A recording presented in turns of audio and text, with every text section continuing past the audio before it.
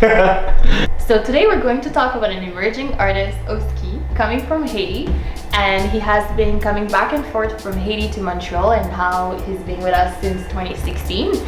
And he's going to talk about his experience as an artist, why he came in Montreal, and how does he like the city so far, and also his plans to go back to Haiti and do more bigger projects than that. So tell us, how do you like it so far, and also tell us more about yourself. Okay, so I was born and raised in Haiti, and I came to Montreal when I was 18 years old for university. And Montreal is kind of where I became a man, you know, so it's where I identify as much to Montreal as I do to Haiti, because this is where I matured, you know. Okay. So I moved back to Haiti for a few years, I started a company down there, and then it brought me back to Montreal to kind of perfect myself in what I was doing, which is woodworking. So I've been in Montreal, I've been back since 2016, like you said. But for me, it feels like home. So it's like I don't really have a special view of the city, because I love the city just like I love Haiti, you know. So it's your second home, you could say. It's my second home. Yeah. Exactly. I could totally connect to this. You started as a woodworker, and did you continue that, or do you have other interests? Well, yeah, I started woodworking as a hobby because I had a construction company and we were doing specific projects that were fun projects, you know, like people wanted something special for their store, or they wanted something that's kind of out of the ordinary, so they would contact me because I've always been kind of creative like that. But we had a bunch of tools that we had purchased for the company, so I started doing it as a hobby. I started woodworking at my house. I did my dining table, I did a few different projects, and then I started actually getting contracted to do projects for friends, and then it became for also my clients, the same clients that I was working for. They started hiring me for the work that I was doing. But I wanted to perfect myself, you know, in the art of woodworking, because I really thought that was my new passion, you know, and so I came back to Montreal for that in 2016. Okay, so you came back to learn more, to study more about woodworking and getting to know more artists. Yeah, well actually it was mostly to just learn the proper skills, you know, how it's done in a professional way. But then, to tell you the truth, soon after that I was in the program, I kind of fell out of love with it, because I found that they were orienting me towards they were preparing me to go work for major factories like Bombardier, and that do mass production. And that's really not what I was about. But I stayed there because I really liked the fact that I was learning a lot still. But the fact that there was no creativity really bothered me, you know. And that's when I started taking art classes and painting and drawing, just so I can get that creative side flowing again, you know, because I felt like I needed that.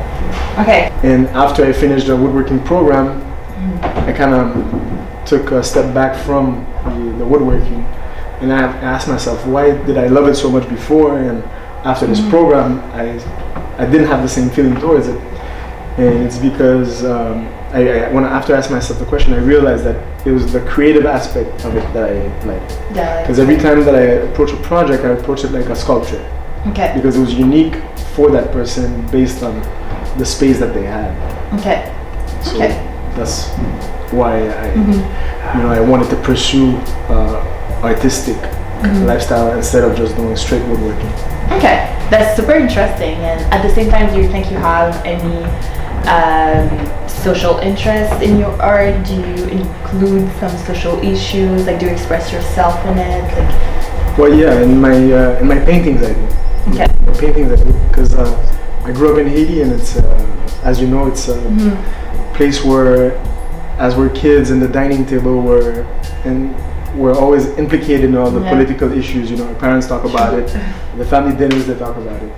So we kind of have like the activist or, you know, like the engaged view in ourselves, you know. And ourselves, as we're growing up, we talk about politics also. True. So I don't think I can take that out of my art, because it's just too much a part of me, you know. So, so I do tax social matters, but I try to have to be unbiased, and I don't want to create more this unity in our community in Haiti, because we're too divided already. And I find that if I don't want to bring anger to one side, or you know, and to have that conflict, you know, to add to the conflict that we already have.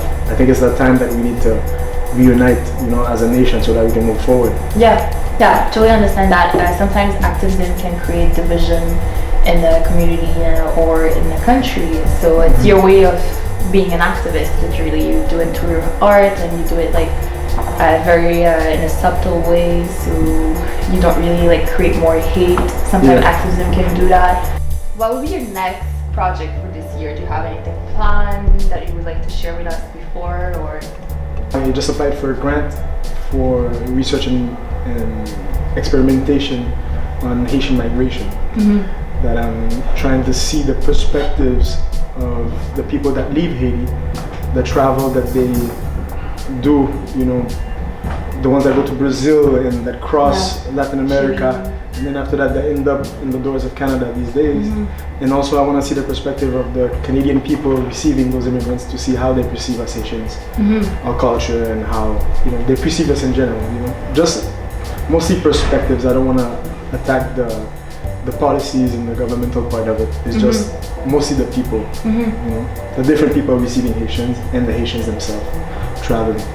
So, and to be able to represent that artistically.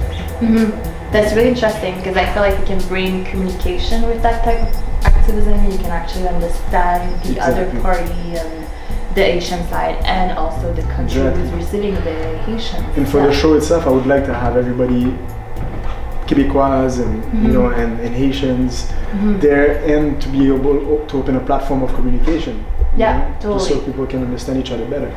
Totally. And that's what my social interest is. It's really to create that platform to help people express themselves and communicate and understand each other better, and also bond with the same kind of social issues, because we're bonding right now with the same. So maybe we'll end up working together. Definitely, I'm really interested in that. So thank you so much for coming today. Thank you, Anne.